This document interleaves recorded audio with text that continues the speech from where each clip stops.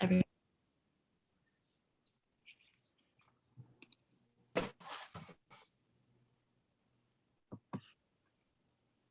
Okay, are we ready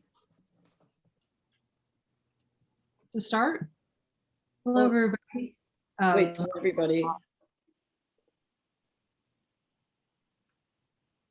Still waiting for some people to come in. Yeah. Okay. Roxa Smith, should I just say admit?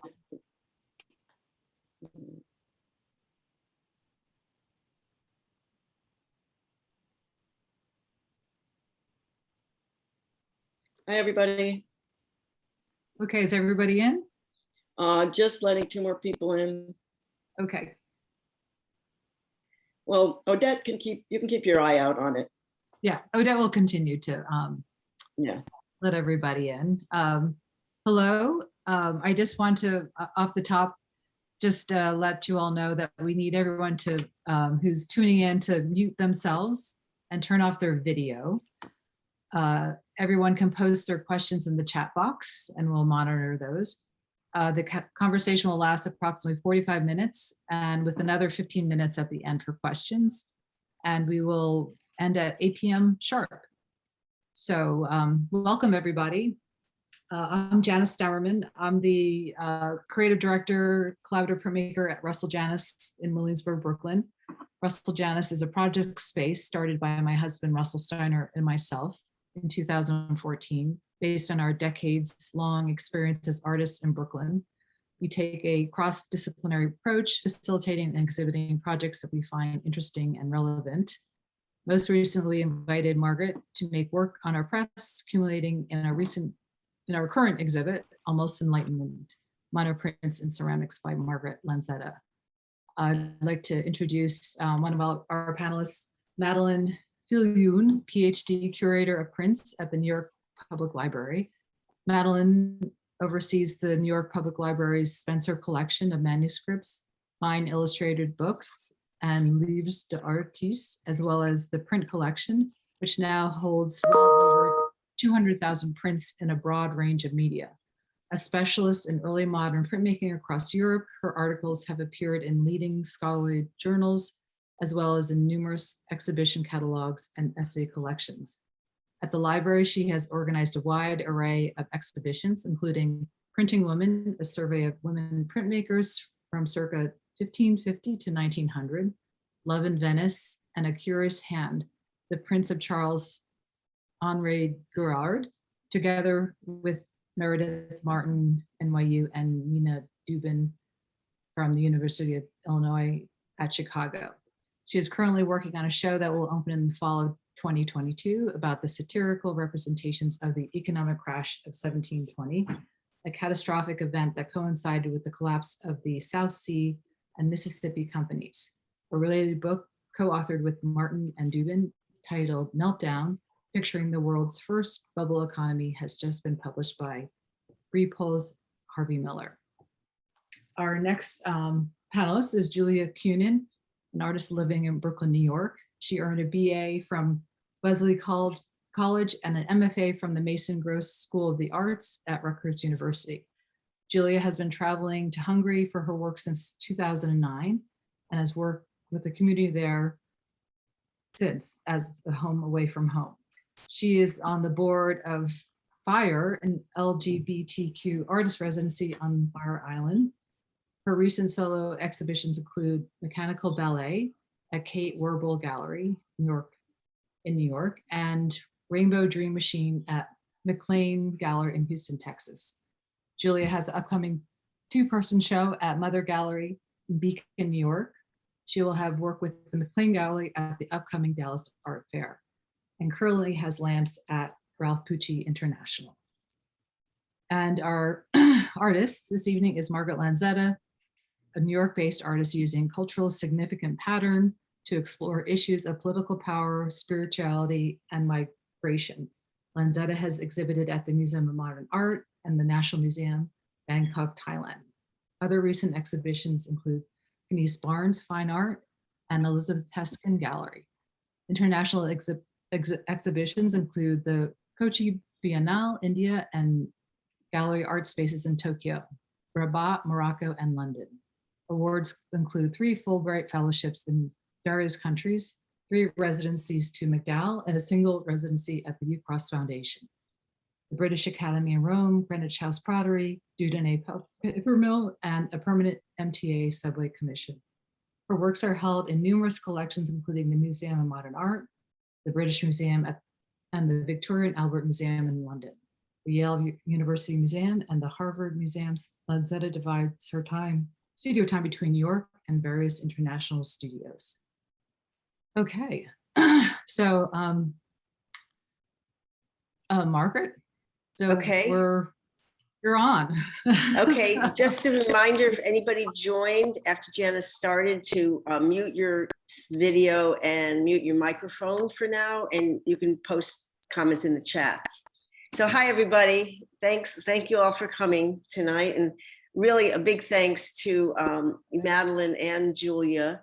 Julia has been a longtime friend and fellow artist, and Madeline's a new friend, and I'm so delighted they could join us. And without Janice, this project wouldn't have happened. She's has her expertise and indefatigable energy really put us over the line. So thanks, Janice. So I'm going to share my screen now, and I'll be kind of looking at notes, so I may not always be looking straight at the camera. So, okay, here we go. All right. Sorry. Okay. Okay, how does that look? Do you see this? Okay. It's good. Do you see a bar across the top of the screen, or do you just see the PowerPoint? See the PowerPoint. You just see the PowerPoint. Okay, good. So the monoprints and ceramics in my current show really have strong roots in my earliest experiments in the late 90s with printmaking and investigating of culturally inspired patterns. I never trained as a printmaker or a painter. I come out of a background as a sculptor, and I really worked with, very much rooted in material culture. So my early prints were emanated really from the physicality of my sculpture. So I was taking direct rubbings from industrial materials like rubber and metallic screens and things like that. I just did the prints on the floor of my studio, hand rubbed with ink or enamel or tar. I didn't use a press. I wasn't ever concerned really with honing any kind of technical printmaking processes.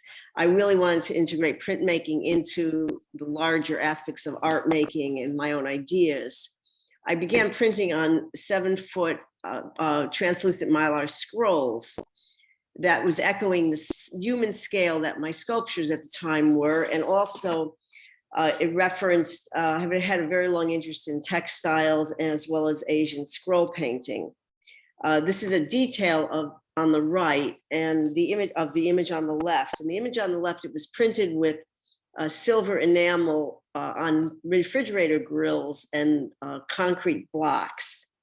The concrete interlocking blocks transformed to a reference of imperial Chinese screens, with this kind of interlocking circular pattern, and also sort of a stylized floral motif. So even here I was working with a confluence of design and royal patronage. The scale of the works increased to 10-foot panels. And here I was stamping these with industrial metal screens that were dipped in gloss enamel and silver paint. And they were in a direct reference to these Malaysian metallic brocades that I was studying at the time in Indonesia. These brocades, they're called songket, were originally strictly reserved only for use in the royal court. I did a lot of printing at the time with strawberry crates. I was actually treating industrial materials just like a traditional block printing stamp.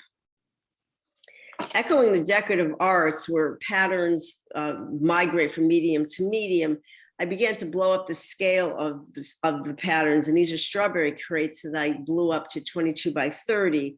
And then I silk screened them with pigmented paper pulp during my workspace residency at Dudney Paper Mill in 1999. Since the early 2000s, I have regularly lived and worked for periods of time every year in studios in India or Japan, or Southeast Asia, or North Africa. And when I'm in these places, I source specific patterns from specific places and study how these patterns, really as metaphors for culture or spirituality or political systems, how these patterns migrate. So pattern migration, fosters a real rich cultural exchange, but can also engender a sense of dislocation or disorientation. So this sense of disorientation, dislocation, I explored it in the American Times series, which I created at the UCross residency in Wyoming in 2010. Here I was using Mughal architectural motifs, but I was rendering them in these shimmering, bright, light colors that were more reminiscent of the openness and expansiveness of the American West. Further obscuring this sense of issue of place and origin and culture, each work in this series is titled after a small American town in the West. So this piece is titled Diamondville, after Diamondville, Wyoming, which was named for a superior coal from their local mines, which resembled black diamonds. Diamondville is also the name of this website for Neil Diamond. In North Africa in 2012, I found more appropriation of pattern in the service of royal patronage. These patterns in blue ceramic tiles are on the Royal Palace in Fez, Morocco. With their combination of Islamic geometry and Hindu floral motifs, the patterns are appropriating historical power from Mughal court in India. I decided to take this pattern and use it. In the work on the left, it's titled Dharma Index. I reappropriated the political power of symbolically rooted in these Mughal patterns to make a work addressing global migration of spirituality. The work is 62 inches by 82 inches. And the pattern was silk screened on 25 digital prints of fragmented mosque floor plans. This is a detail shot.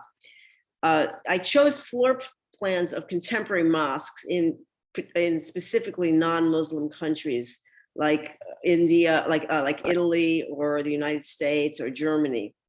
And the title Dharma Index, I was really trying to reference the syncretic aspects of spiritual migration. The color and patterns found in contemporary Indian saris has also become a focus of mine. I explored these issues when I was invited to show in the Kochi Biennale in India in 2016. And I have to say that thanks to funding from the Fulbright research grants, I was really able to explore a lot of these issues. For the Biennale, I created a wall-size paintings using cut-up Indian saris as canvas. The project was titled Folded Language, which embraced aspects of India's trade, colonialism, and commerce, where pattern migration is really celebrated, but also exploited. Fittingly, Folded Language was installed in galleries refitted from former colonial spice warehouses in Kochi. So this was a building that was really kind of a Dutch Portuguese heritage architecturally. In 2018, I was able to exhibit Folded Language in the main window space in Dumbo, Brooklyn. So the work was installed facing yet another harbor that bears yet another checkered history of lucrative colonial trade. In 2000,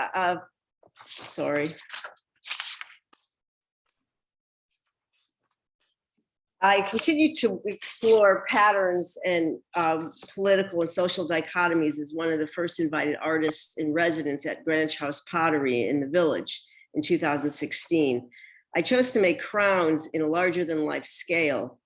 Crowns embody enormous dichotomies invoking fairy tales, but also ruthless omnipotence and power. The design elements on a crown, whether they're floral or architectural, are drawn from either a country that a ruler wants to conquer or a country that they've formed an alliance with. I also chose to work with black porcelain clay body for its own palimpsest of regal symbolism. I conducted extensive historic research at the picture collection in the New York Public Library. It was really a fabulous resource. Not only did I find pictures of crowns, legendary English crowns and the Wizard of Oz, but I also discovered crowns from all over the world, such as this crown created for the Empress Farah of Iran in 1967. It has almost 1,500 diamonds, and it was once a personal property of the Shah of Iran. Now it's a priceless asset for the state of Iran, and it is actually used to back the solvency of the Iranian currency. So that shows you how valuable it is. Echoing, when I was working in clay, I was echoing some of my unique print work in the beginning, because I started pressing industrial materials and plastic grates to the clay to form patterns on the surface.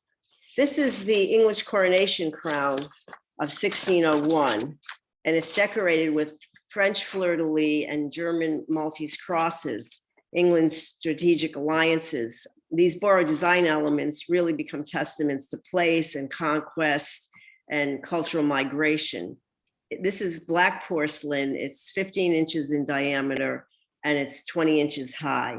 It's housed in the Tower of London, and it will probably be used fairly soon to crown the next monarch of England. The most recent crown I made at Greenwich House was Prince Charles's investiture crown of 1969.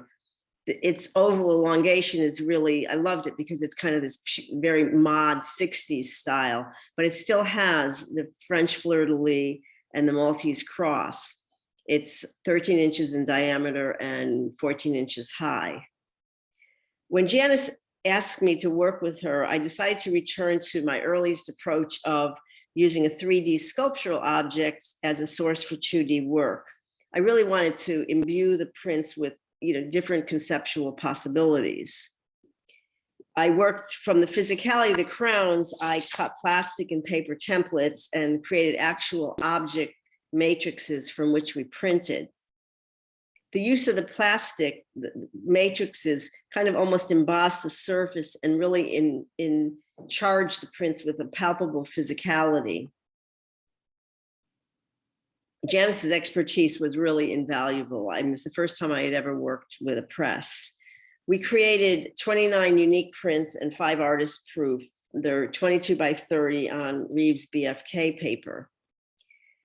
We decided to install the exhibition at the gallery, intermingling the crowns and the prints. This is a little video of the show.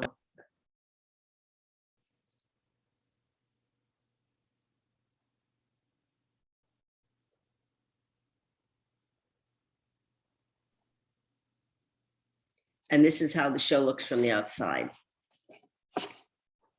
So that's the end of my screen share. Now, how do we, okay.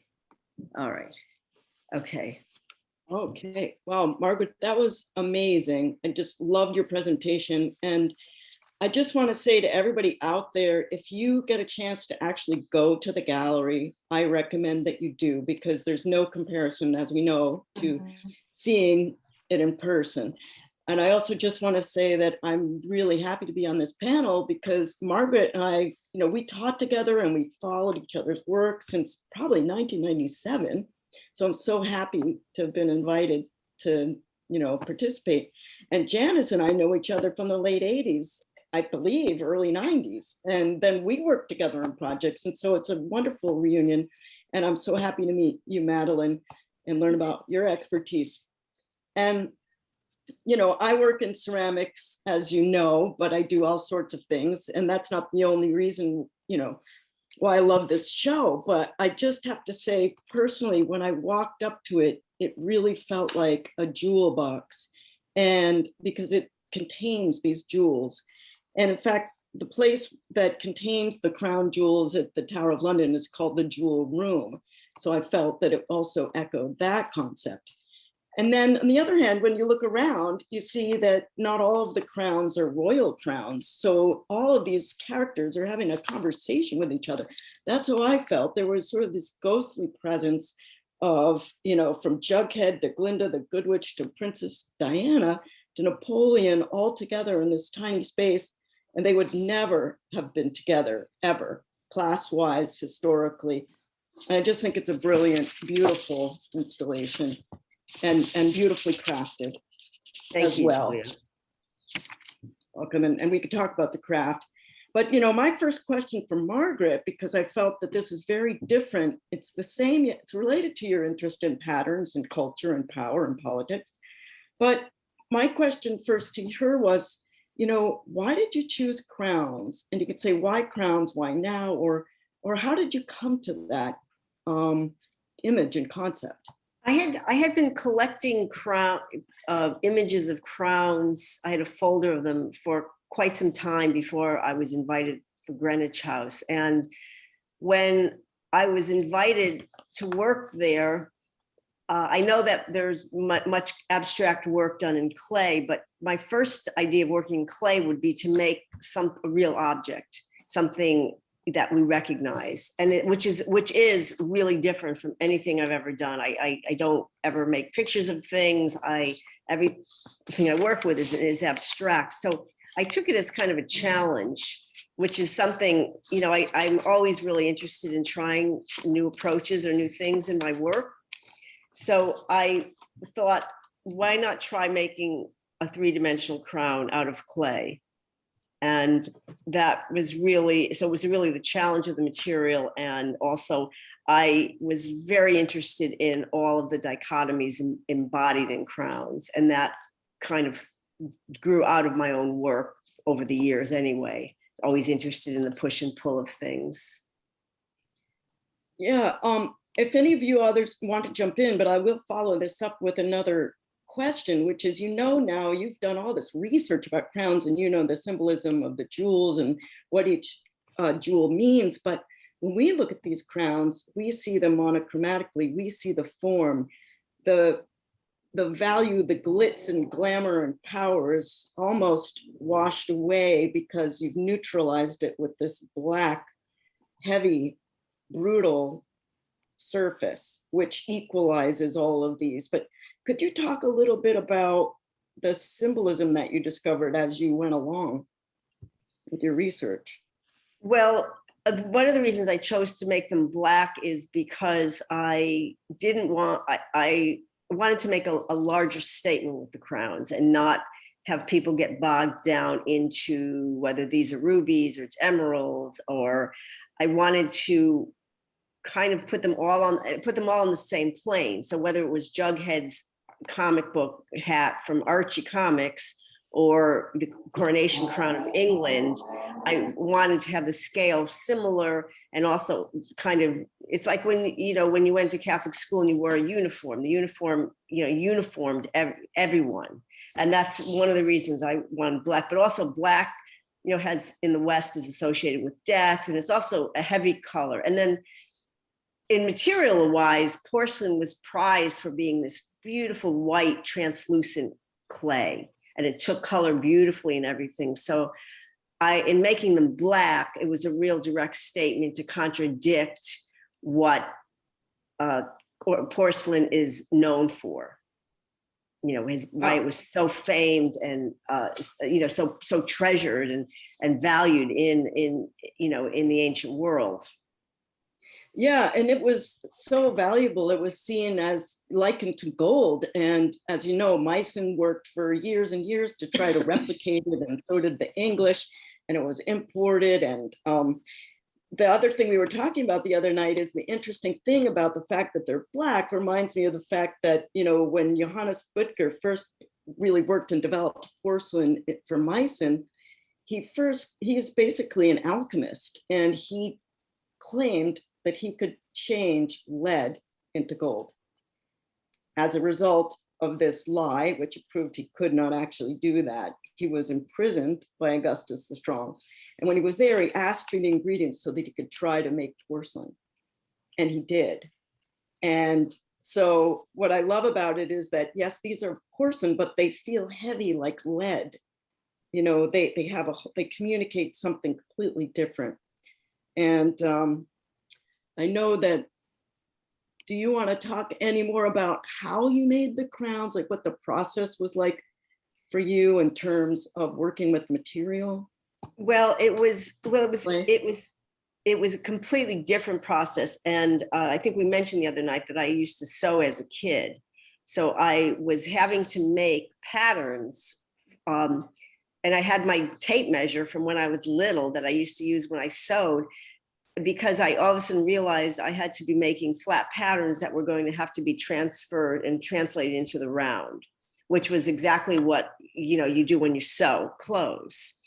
And I could really feel a different part of my brain working. And I started out with some styrofoam discs to form the base. And then a lot of it was intuitive and having to build structures inside to keep the crowns erect during the firing. It was all new to me, you know. And I remember asking the director of Greenwich House, who's a good friend, I became a good friend, Adam. And I said, after I was at the residence, I said, Adam, I said, what did you think when I said I wanted to make big crowns out of clay? And he said, I've been making clay things for 20 years and I would never in my life ever attempt to make a clay crown. So I was like, and I have to say, yeah, bravo to you. But I didn't know it. He goes, but I wasn't going to tell you that.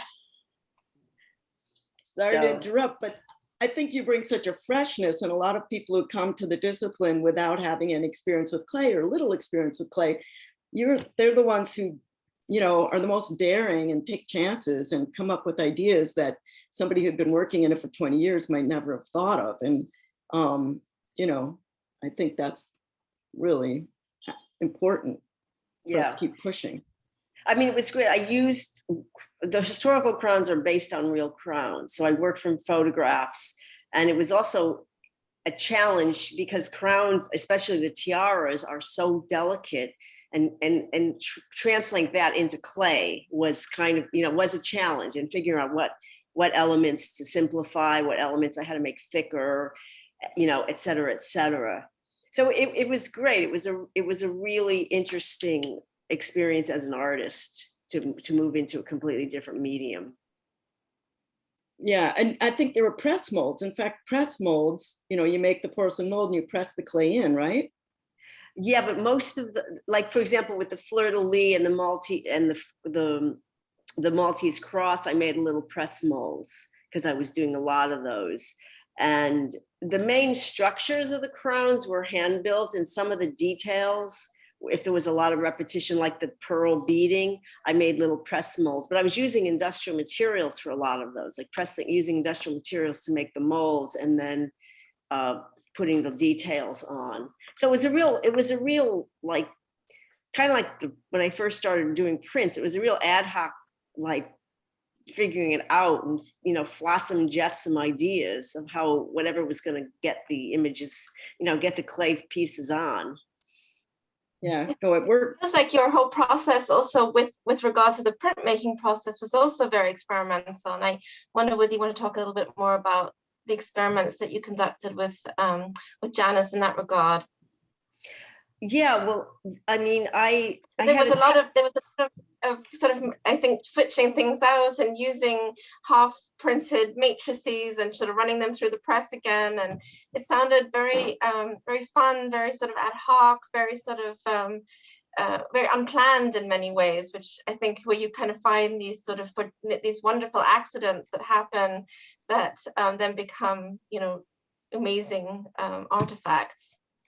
Yeah, well, Janice invited me for a half a morning test session. So I just brought I cut some things out of plastic. I had some things out of paper, and then I had a whole bunch of small templates that I just printed out on the computer, and they were all taped together with just masking tape. And so we're running all this different stuff through the press, and I was amazed that every surface picked up something different, picked up the ink in something different, whether it was paper or newspaper or the masking tape. And also sometimes the tape was on the back. We inked one side and the tape was on the back, but that still showed. So I was like, oh my God, it was so I mean, Janice was really working, every time she was over there, well, we got to do the pressure. And, she knew what she was doing. But, with all the ways, and I think with the running it through the press, you have the pressure on the top and the pressure coming up from the bottom of the bed. So it was great. It was really exciting. And, it's a little nerve wracking too, certain things, we loved how it would come out. We try to replicate those same steps again. It would come out differently, in the next print. Yeah. And there was one series I wasn't nuts about how they came out. And so she said, well, let's put white on them at the end. And, when we did, and even then after those dried, they completely changed, so it was great. And were you just using 2 pigments? Was it just black and white, or were there other colors involved?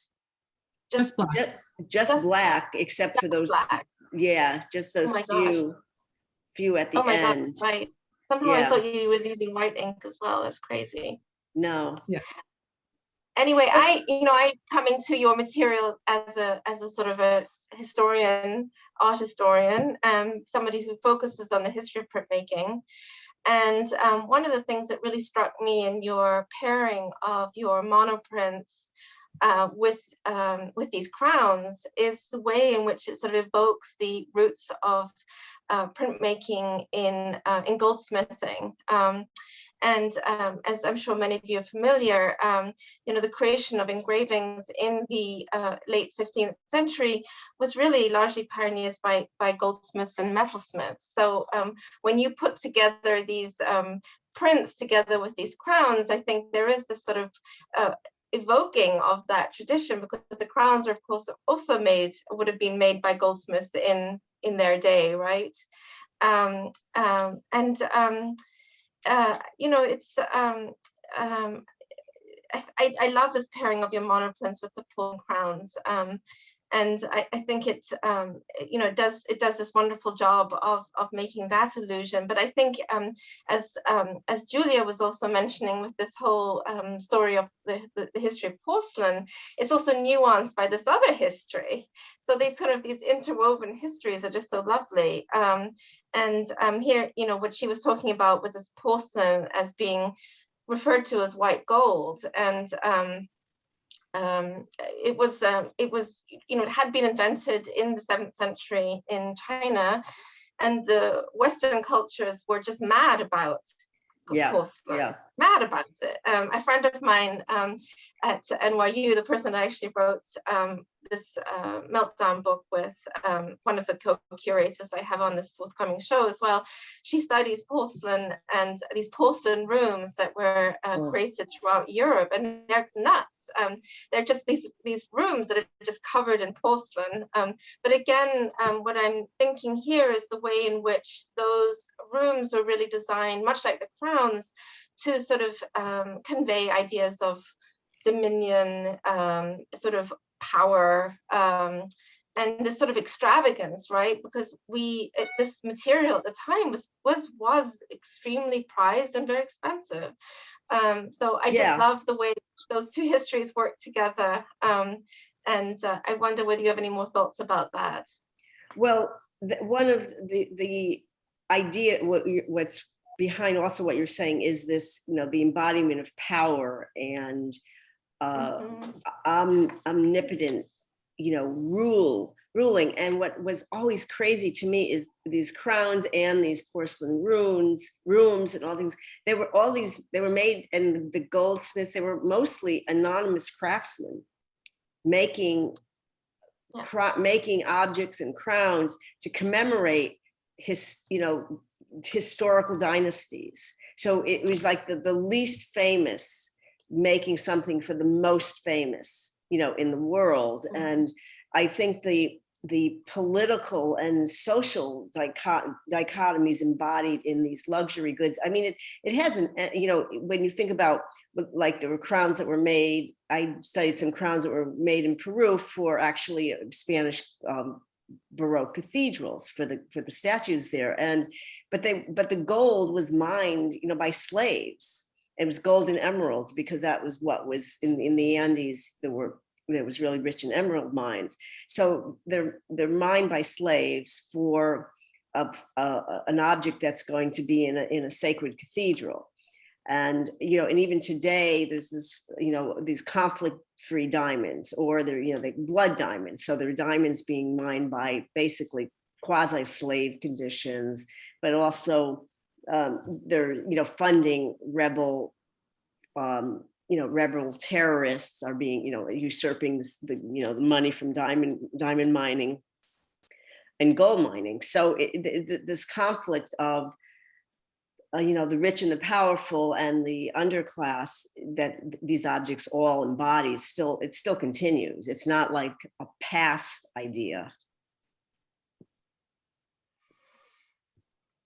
No, it's absolutely true. And somehow, you know, this, I don't know, I can't help but think that you know, these not imbuing with color sort of makes them in some ways less seductive, or at least I think you're trying to make a point maybe about the power of these things to seduce, and then your sort of unwillingness to make that a possibility for the viewer, in a sense, which is interesting. As it turns out, you know, a lot of the goldsmiths, at least in the early modern period, were also, especially in the period after Dürer, they may have stopped, you know, being, they actually extended their work as goldsmiths by making prints, and many of them focused on sort of ornamental designs. And it strikes me that another way in which there's sort of an historical overlap is in the fact that you are working in this with pattern and ornament. And I just wondered what it is about pattern and ornament that excites you, and what further avenues you might explore with this as well. Well, I've always loved pattern. I mean, I love beautifully decorated objects, and I always liked pattern from, you know, when I was very young, floral and organic and geometric pattern. And one of the things with pattern, to me, also embodies kind of this repetition of form, and which to me, when I'm working with repeating forms or repeating pattern, it's kind of, it's, for me, it's sort of a physical mantra. It has a lot of relations to meditation, or the repetition of a mantra. And I like the way the pattern, so much of it refers back to nature and comes out of that. And in terms of, you know, the decorative arts, I've always loved decorative arts, and I've never really, you know, bought the idea that there's a separation between decorative arts and fine arts, because there's so much overlap. And thankfully, in the last several years, there's been much more acknowledgement of the value and inherent in craft and the decorative arts. And in terms of going forward, one of the things I had wanted to do at Greenwich House, and I didn't have time, was to make very large decorative keys, because those are another object that's beautiful and decorative, and, you know, just gorgeous. Some of these are really old keys, but then they're, you know, it's a little piece of metal means whether you get in or you get out. And you know, the key is a doorway, or so much symbolic value, much like the crown, right? Yeah. So I think I'd like to make, if I'm going to do more work with clay, that's one thing I'd like to do, is explore some of these decorative crowns. But I think I would, you know, make them maybe about a foot or so big, and probably black, or maybe one other color. So one of the things that, you were talking a little bit in your introduction about this as well, but you've, traveled so widely across the world. And I'm just wondering how these travels have also sort of nuanced your work and how Well, that it's inflects your work now. yeah. Well, one of the things that's been really wonderful, and again, the Fulbright really has just been wonderful, affording me a lot of opportunities. So it's just been great. But it's allowed me, also to grow as an artist, to be exposed to things, but also to meet and meet other artists in other parts of the world. Because I think when we live in New York, we tend to get a little centered here, that this is where it's all happening. And meeting artists in Asia and India, and seeing how people work, and seeing the ideas that they're exploring. And in a lot of places where artists may not have as access to all the materials and first world conveniences of art making that we have, you find people really coming up with some really interesting work in video, or kinds of work that doesn't require a studio, or doesn't require having access to Blick for the highest quality paints, or wherever you get them here. And it's also fueled, I've become much more interested in the whole idea of how patterns migrate and change around the world. And it's not also something that just happened during the Silk Road, because it's still happening now. And how work, like for example, in the textile industry, they're always moving to cheaper and cheaper centers of production.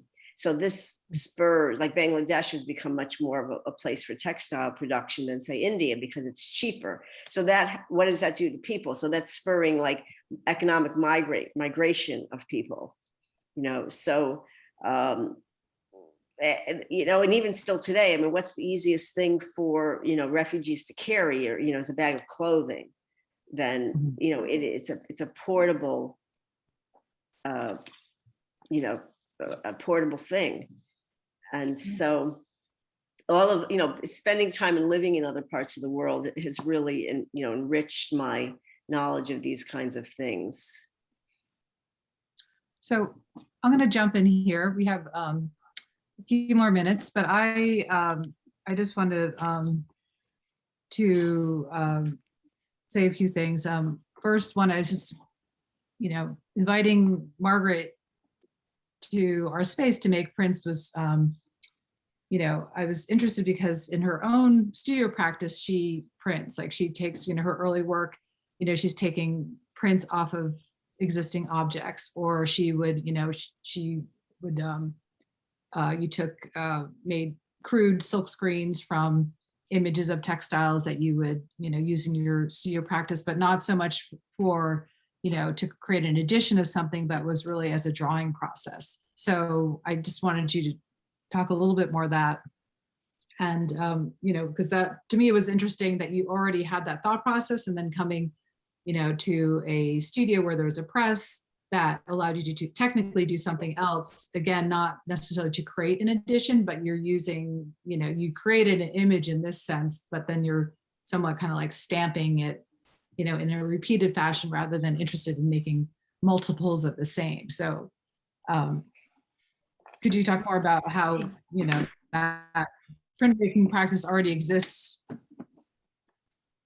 Yeah, I think what was great is that there were a lot of things really very different than how I work in terms of, the inking. I mean, mostly when I do printmaking, a lot of it is with silkscreen. So it's a very light touch, and the ink is applied, from the top, and, in stenciling. And, with the process that we worked with, we were putting ink on something and then pushing it through. So it was a very different, up and down, back, kind of process. But one thing that I did like is, and it was related to how I normally work with series. I like to take, a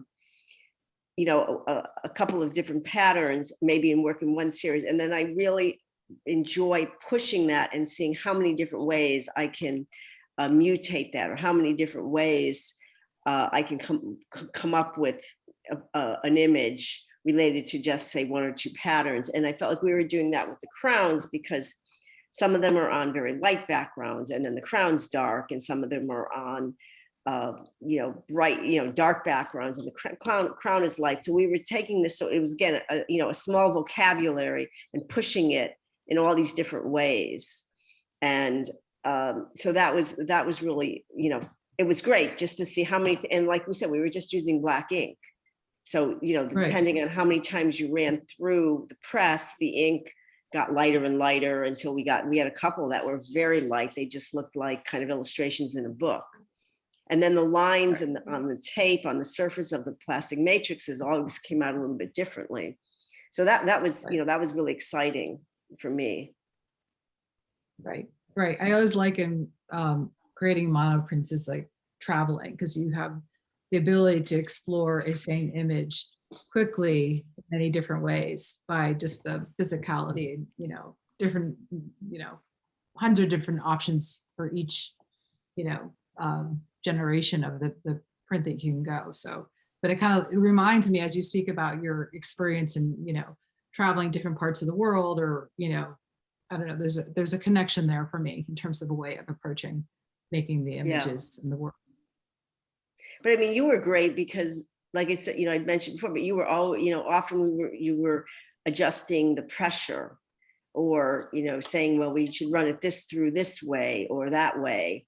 And so I felt like you were really like right there with what was, in the moment, what was happening and what we needed to do next. And, right. Because we were inventing, like, this is something in printmaking you have controls, if you do something the same way, same paper, same pressure, then you can kind of refine that. But since we put new elements together, that, it takes time to become acquainted in terms of how they print, and you just constantly trying something new, like adjusting. And so it's quite in the moment.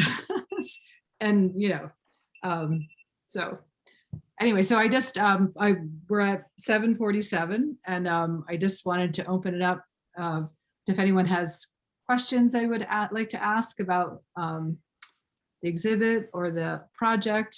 And I have something here. It says, Roxa Smith, do you take pictures of your process as you were making the prints and the crowns? We did take pictures in the studio a bit, and I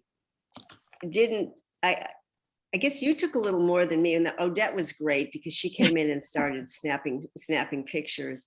In terms of at Greenwich House, I did take some pictures, but first of all, with clay, your hands all have clay on them. And I was just, it was so much work to make the crowns, and it was only a 2-month residency. And I was there from, 9 a.m. till 7 o'clock at night, working almost the whole time. I thought I'd have lunch in the village and all this like luxury life. No way. So my hands were dirty all the time. So I didn't take that many pictures, because I was working, but I did take some. And in terms of with the prints, sometimes I'd say, oh, I should take a picture of this step, but it's happening, we were working so fast. Again, that was like 2 days. I was dead by the time we finished.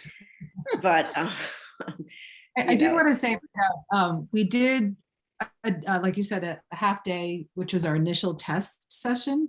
And that was in June. And that helps really, doing that test session helps set up those like very intense couple of days that we're really, going at it, because there's a lot of information. Margaret brought some crude things that she had, had or, mocked up for that test session. But one of the things that came out of it that was really critical was the fact that one piece she had taped together, and it was intended to tape together, but since it was just a mock-up, it didn't matter. And, and the tape did come up, did print because of the pressure going, the matrix going through the press, kind of even brings up the tape that's on the bottom side. So after that test day, Margaret took her prints back to her studio, and she was, diving into making the larger, 4 different matrices that she was really focusing on. And she was like, well, how do I get the details? How do I get the details? And I just kept on thinking, we're FaceTiming. I'm like, well, when we did the test, the tape showed up, so why don't you use that as your, going on, to create the details where, there was, it was almost like a colograph, a relief with a colograph on top of it. So the area that, around the tape would not print. So the white line would come through, or a texture would come through, or that sort of thing. But again, it's just speaking of like those kinds of tests, time in between, things that you weren't expecting that could be useful, could be useful, in a creative process to get to where we, landed and create those 29 prints. So yeah, anyway, I was afraid that one of my fears, I kept cutting these pieces of tape and I said, oh my God, I hope they don't come off when we run them like once through the press. No, yeah, it's amazingly, artist tape is amazing. I mean, it's really, very pliable, but it's very strong. So I see a question from Silvana Nova. Why the resistance to color in these and future works? I will probably use color again, but for a while I've been really interested in going back to working more with black and white, or black and silver, like I did in my early, like in the 90s, because I really liked the color that I was using was referring basically to the color of the materials, the sculptural materials I was using, such as metal and rubber. And I felt like color would have gotten in the way with this, with the crowns, and it was more like the idea of the silhouette of the whole image of all, and then again leveling the playing field of, because Jughead's crown doesn't have as many jewels as the coronation crown in England. So I had to figure out some way to make them the same. Can I jump in here to say I love Jughead's crown, and what's so interesting about the jester's hat is that it's like making fun of, it's satirizing the king's crown. It really, it's like he's the jester in the group, and I just really love seeing that, and I love the fact that the work evoked those thoughts. Yeah, but there's humor there, as well. Yeah, I did 3 crowns that were from pop culture. So there was the Glinda, the Good Witch of the North, and Jughead, and then I did a crown that's not an exhibit of taken from Game of Thrones. Did the picture collection help you at all with some of those ideas, or did those come to you on your own? No, I don't think there was a picture of Jughead's crown. I'll have to add one. No, I'm sure not. I'm sure it was just your true brilliance coming up with that. But the picture collection was fantastic. It was really fantastic, and I just enjoyed it as a resource. There were 2 ginormous folders of crowns, and again, I mean, the whole idea with the Shah, the Empress of Iran. I mean, I didn't even know, and she was the wife of the famed Shah of Iran, and that was a country that the disparity of wealth and power, but then that crown backs all the Iranian currency. I mean, my God. So I learned so much. The wealth is just staggering. Yeah, it really is. Yeah. So Russell has a question. Is that your question? Like global events? That's Russell. It seems global currents viewpoints are important to your process. Do you have an interest in plans for future travel abroad? Yeah, I always have plans for future travel abroad. So, yeah. But the other thing is, I actually, in terms of my travel abroad, of all the crowns I made at Greenwich House, I mean, I wanted to do ones from different countries, because we always think about, as being in Western culture, like the crowns in England. But I did a tiara from a crown princess in Japan. And I did a very early crown from Bohemia from like the 1350s. So I wanted to try to, that this is just not a Western phenomenon. And do you spend longer periods of time in those countries? And how do you pick the countries you go to? Well, a lot of them I've gone to on Fulbright research grants, but also I've spent a lot of time in India, but I'll go for, 2 months or 3 months.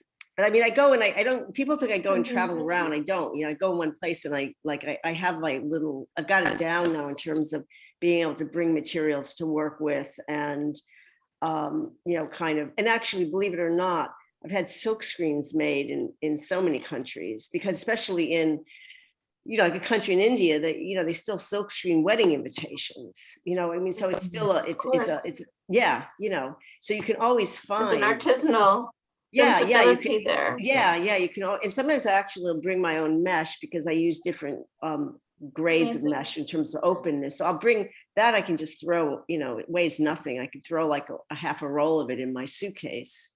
So, and then it's also a really wonderful way to be in a country where you have to maybe source some materials or find people to, when we were in Morocco, I had to find people to make strainers for the back of these panels I had brought with me to paint on. So, it's kind of great.